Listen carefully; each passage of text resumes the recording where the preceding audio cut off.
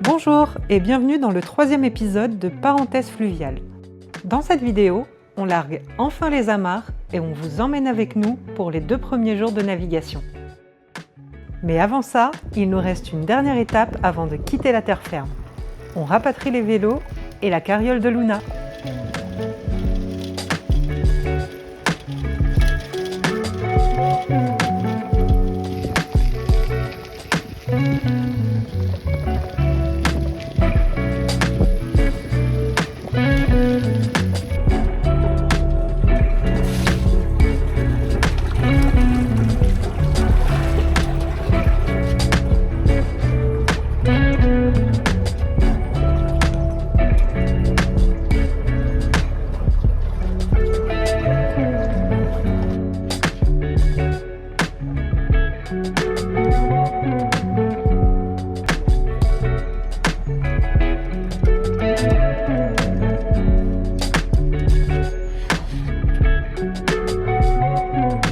C'est parti!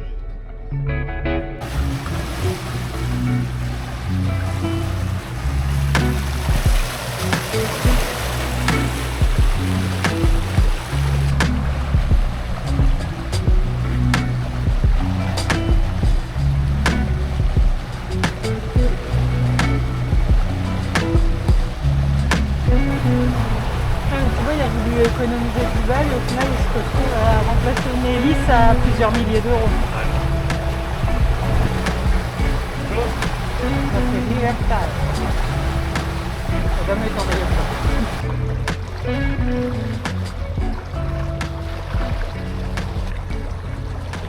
J'aime bien les fenêtres coulissantes.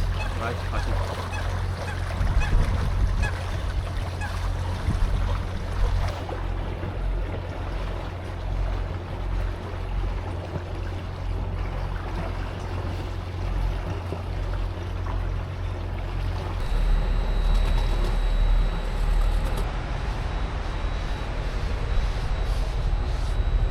Après avoir passé l'écluse de Grand Carré à Lille, on a fait une halte aux abords de la citadelle pour manger.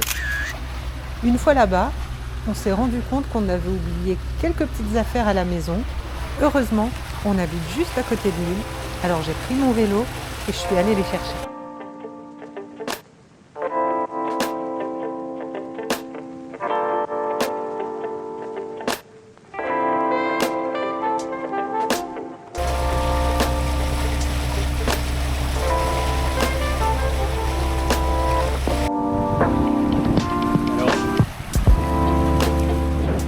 On approche de la fin de la première journée de navigation. J'ai pas sorti le micro donc à mon avis le son sera pas terrible. Il a fait assez chaud aujourd'hui, du coup pour se protéger un peu du soleil et des coups de soleil aussi accessoirement, on a essayé d'installer ça. Mais bon, on est encore en train de peaufiner le système d'accroche. Il y a pas mal de vent en plus donc c'est vrai que c'est pas évident. Donc c'est Johanna qui s'en occupe pendant qu'on navigue. Ici on est toujours sur le canal de la Deule, on approche donc de Douai du coup, et donc à destination de ce soir. On espère pouvoir dormir à Douai et reprendre la route demain matin de bonne heure pour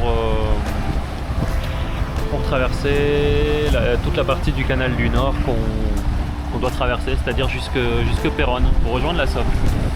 Donc voilà, on va finaliser ce petit trajet et on se retrouvera peut-être quand on sera à Douai.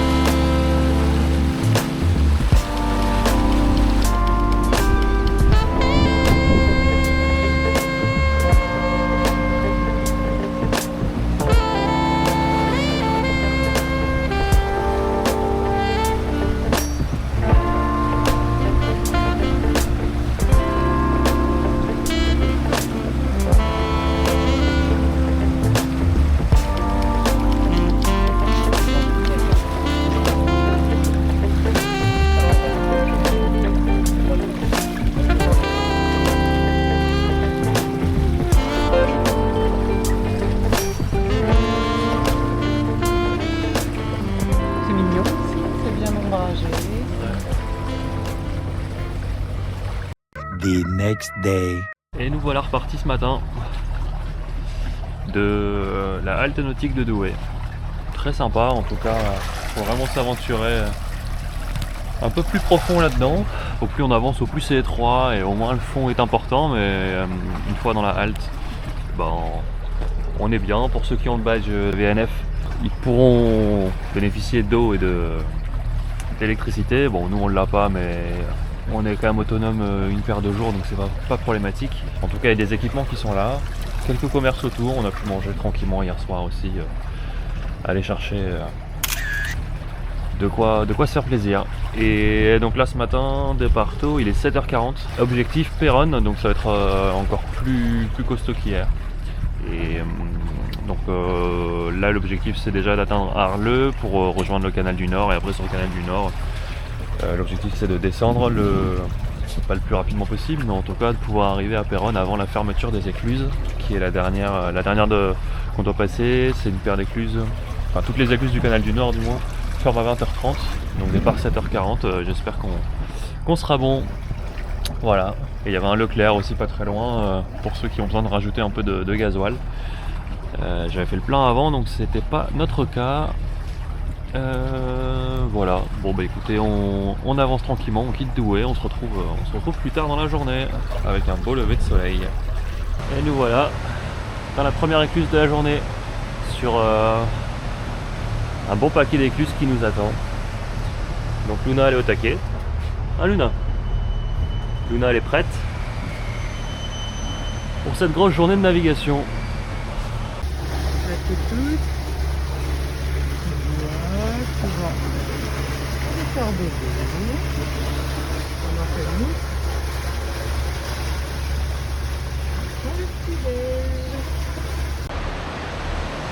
Deuxième écluse de la journée, Courchelette.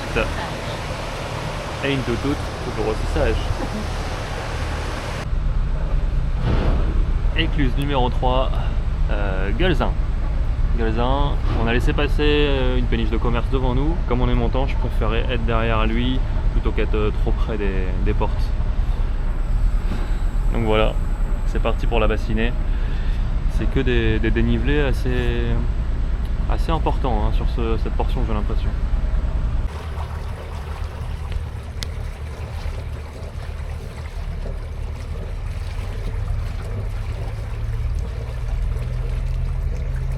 Première écluse du canal du Nord, l'écluse de Paluel, la première sur 12.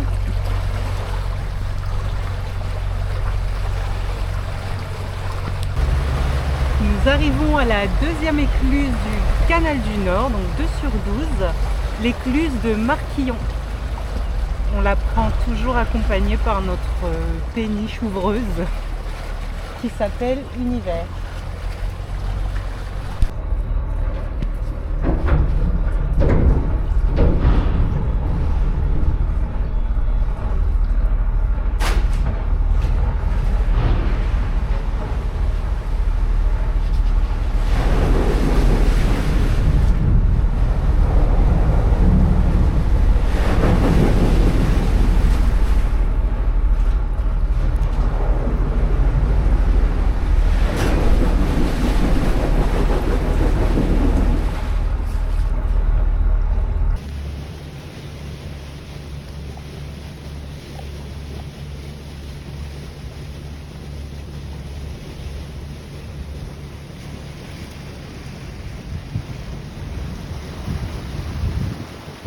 Bronzé.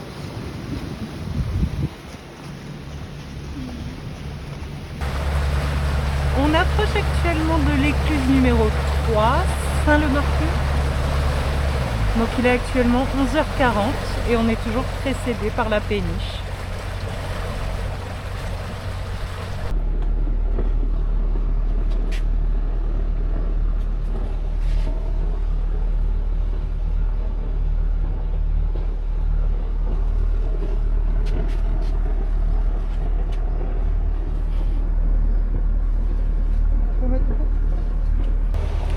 Et c'est reparti!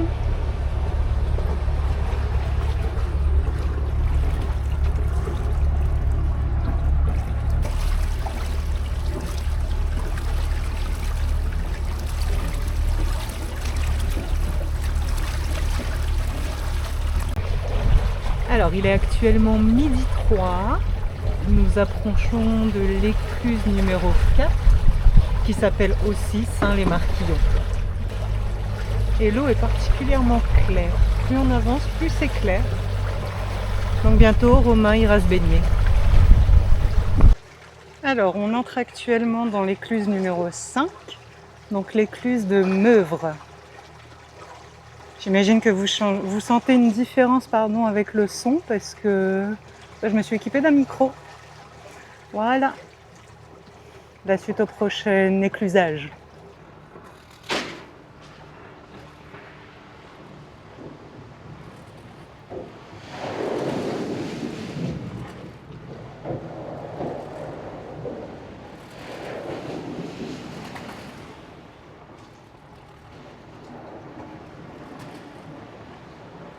Alors je sais pas si on va se rendre compte en vidéo, mais le dénivelé il est vraiment pas mal. À chaque écluse on monte quasiment les 6 mètres je pense. Donc on est toujours avec notre copain Univers. Voilà, on se suit depuis tout à l'heure. On a encore l'écluse 6 et 7 et après c'est le tunnel de Riocourt. On vous reprendra pour les prochaines étapes.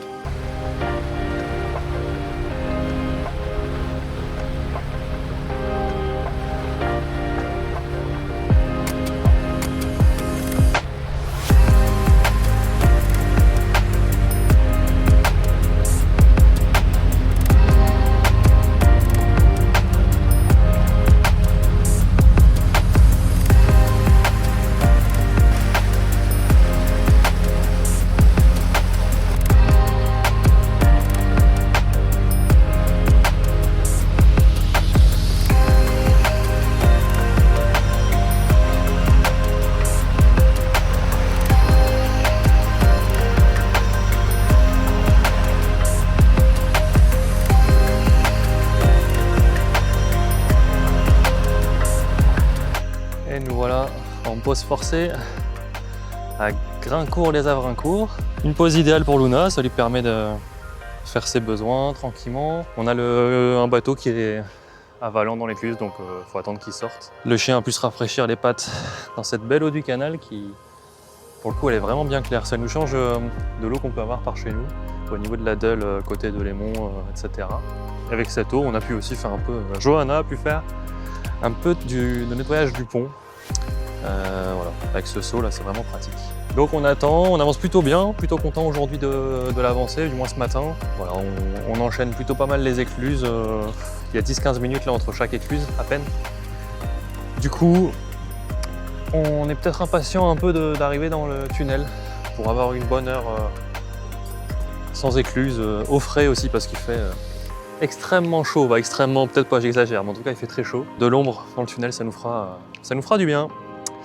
Allez, on se retrouve après. Ça y est, on est rentré dans l'écluse de Graincourt-les-Avrincourt. Un canal qui, je crois, a été finalisé après la Seconde Guerre mondiale. Les travaux avaient commencé avant. Et oula, on recule un petit peu. Voilà, petite manœuvre. Les travaux avaient commencé avant la Première Guerre, je crois. Je confirmerai ça peut-être au montage, mais ça avait commencé avant la Première Guerre. Et Première Guerre, ça a été détruit en partie. Ils n'ont pas repris les travaux avant la Seconde Guerre, je crois. Et du coup, après la Seconde Guerre, ça a été remis en service. Donc tout ça, ça a quand même une paire d'années.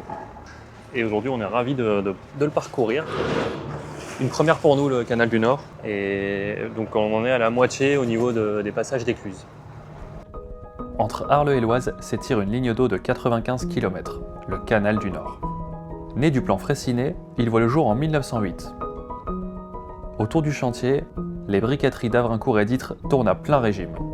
On y façonne les briques des écluses, des maisons éclusières et du grand tunnel de Riocourt. En 1914, le canal est presque prêt. Puis la guerre stoppe tout. Pont dynamité, écluse détruite, la cuvette devient une ligne de front. À l'automne 1918, les troupes canadiennes franchissent le canal asséché. Sous le feu, le génie installe des ponts temporaires pendant que des chars ouvrent la voie à l'infanterie. Après-guerre, le chantier s'endort. Faute de moyens, le canal reste à l'abandon. Ces ruines, comme l'écluse neuve de Moilin, témoignent des combats. Pendant la Seconde Guerre mondiale, le tunnel de Riocourt attire à nouveau l'attention. Les Allemands veulent en faire une base pour leurs missiles V1, mais la résistance provoque l'inondation du canal. Le projet s'écroule et le souterrain est noyé. Il faut attendre les 30 Glorieuses pour relancer l'œuvre. 1955, décision. 1960, reprise du chantier. Et, en 1965, le canal du Nord s'ouvre enfin à la navigation. Aujourd'hui, il poursuit son cours paisible, trait d'union entre 2 siècles. En attendant sa relève, le canal Seine-Nord-Europe.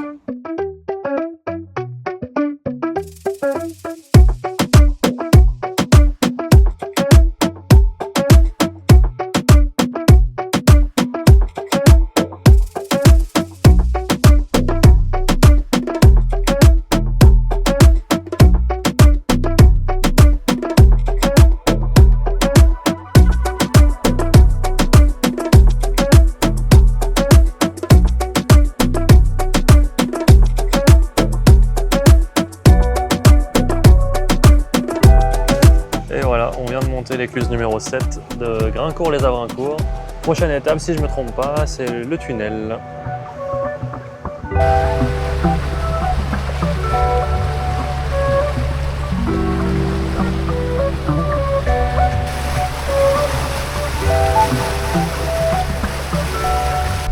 Et voilà, entrée dans le tunnel, bon, il y avait un mammifère, je sais pas, un mammifère non identifié. La péniche elle devait être trop loin, elle a pris une bonne avance quand même sur la portion qu'on avait. Alors désolé, j'ai pas eu le temps de sortir le micro, on était en plein repas quand on s'est fait surprendre par l'entrée du tunnel. En tout cas il fait bien frais, ça rafraîchit, ça fait du bien. Il fait limite froid. Il fait limite froid, ouais c'est vrai. Donc voilà, on est parti pour à peu près 1 heure de navigation, je pense, à cette allure là, dans le tunnel. Je vais essayer de finir mon assiette, tranquillement. Je vois les feux, je pense, de la péniche au loin, je pense pas qu'on voit en vidéo. Voilà l'entrée. Et pour l'instant, on voit pas le bout du tunnel. Il n'y a toujours pas la lumière au bout du tunnel, on va patienter. Bonne expérience pour nous en tout cas. Alors, même s'il y a des petits éclairages, la luminosité, bon, forcément on est dans un tunnel, donc c'est pas trop ça. Du coup, pour éviter tout incident, on a prévu une lampe torche, au cas où. Est-ce qu'elle fonctionne bien notre lampe torche? Est-ce qu'elle fonctionne bien? Et où le bouton? Oui. Elle fonctionne très bien. Et aussi, on a prévu notre guirlande de Noël pour la toutoute. C'est un feu bâbord ambulant. Comme ça, si elle tombe à l'eau, on la voit.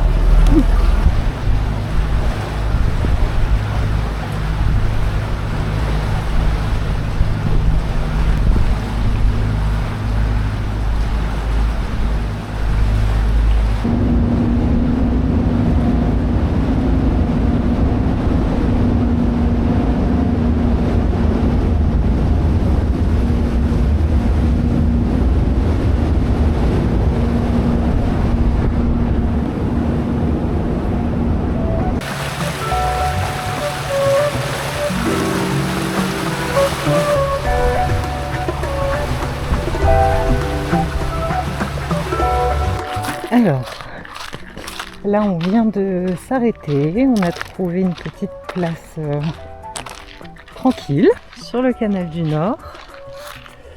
On fait une toute petite pause de 30 minutes maximum parce que Romain doit bricoler. Il y a entendu un truc qui fonctionnait pas au niveau de son refroidissement, enfin voilà, les termes techniques me dépassent. Du coup il doit bricoler un petit peu, donc en attendant on est amarré ici. Il y a Luna qui en profite pour se purger. Elle a été malade d'ailleurs, ma petite toutoute. Puis un endroit assez calme, qui est plutôt sympa, hein. Sa petite vie. Je vais vous montrer d'où on arrive.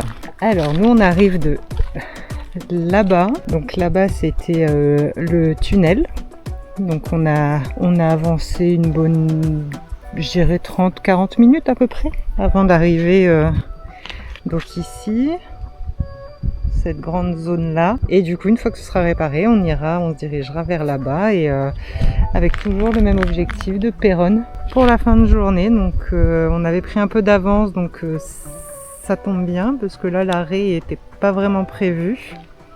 Mais bon, c'est pas grave, ça fait partie des aléas du voyage. En tout cas c'est très calme, très sympa, hyper reposant. Puis là il y en a une qui s'en va, je sais pas, elle a décidé de faire sa vie. Et voilà, bon, un peu à l'arrache sans micro sans rien parce que bon, on a enchaîné un peu des péripéties. Toujours est-il que ça y est, on a repris la navigation avec un petit peu de retard sur le planning. On espère passer toutes les écluses avant qu'elles ferment à 20h30 pour pouvoir atteindre Péronne. L'objectif initial, ça devrait le faire si tout va bien. Donc là on a l'écluse numéro 8 de Moilin et donc ça y est, là on est descendant après avoir été à Valent puis traversé montant pardon et traversé le canal, le tunnel de Riocourt. Maintenant on est à Valent, donc on descend les écluses. C'est moins sportif, c'est plus facile on va dire au niveau de la manœuvre dans l'écluse. Donc voilà, ça y est, on a repris la route. Et nous voilà à l'écluse 9 de Moilin. On vient de faire la 8, on part sur la 9, la prochaine elle sera dans 1 km. Donc juste à côté, hein. Là celle-là, pareil, il y avait 1 km de distance apparemment entre les deux. Donc on enchaîne 3 écluses coup sur coup, peut-être même 4, je sais pas comment ça va se profiler après. En tout cas on est rentré, on attend que l'éclusier ferme les portes. Je sais pas pourquoi pour l'instant il les ferme pas. Toujours est-il que nous on est prêt à descendre. L'écluse numéro 9. Écluse numéro 10 d'Allen. Voilà. La prochaine, la 11, elle sera à 2,5 km. Les portes arrière vont se fermer. On n'a pas pu rentrer tout de suite, il y avait une péniche montante à mi-bassinée, donc on a attendu qu'elle finisse sa montée et qu'elle sorte pour pouvoir nous rentrer. Pour faire un petit point horaire, il est 18h. 18h02, donc on est quand même parti ce matin à 7h30 je crois, je sais même plus. Autour de 7h30, donc ça fait une grosse journée de navigation aujourd'hui. Un tyran. Alors on approche tout doucement mais sûrement de la fin des écluses pour aujourd'hui. Donc là c'est l'écluse donc numéro 11, l'écluse de Feuillaucourt. On vient de laisser sortir une péniche qui était montante. On va tout doucement dans l'écluse et puis ensuite il nous en restera une. Et ce sera fini pour aujourd'hui et j'ai un peu hâte quand même. Parce que je suis un petit peu fatiguée là. Bon, on est bon, tu crois? J'ai envie de dire que oui.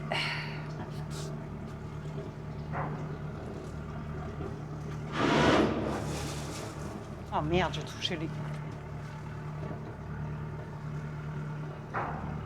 Ça s'ouvre. Et ben voilà. Nous approchons de la dernière écluse pour aujourd'hui, donc la 14e ou 15e, je ne sais plus. C'est donc l'écluse numéro 12 du canal du Nord, l'écluse de Cléry-sur-Somme. Donc là on traverse et ensuite on a à peu près, je dirais 30-40 minutes. De mémoire je crois. À peu près, de navigation jusqu'au port de Péronne. Où j'espère qu'on pourra prendre une douche parce qu'il a fait très chaud aujourd'hui. Et bien voilà. Alors j'ai plus le micro, hein. Donc j'espère que vous allez bien m'entendre. Donc là on quitte le canal du Nord qui se trouve derrière nous, là-bas. Et nous on va aller rejoindre Péronne qui se trouve à gauche. Et demain, on va à droite, c'est ça? C'est ça. Ok. Donc là, pour l'instant, on va passer la nuit de ce côté-là. Et demain, on va se réveiller tout doucement et puis gentiment se diriger vers ce côté-là. Pour prendre la Somme tranquillement.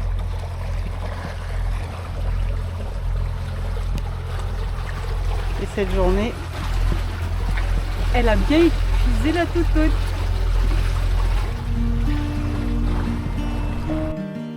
Merci d'avoir regardé cette vidéo. On espère que les 2 premières journées de navigation vous auront plu. Et si c'est le cas, n'hésitez pas à vous abonner, à laisser un petit pouce bleu et à nous encourager en commentaire.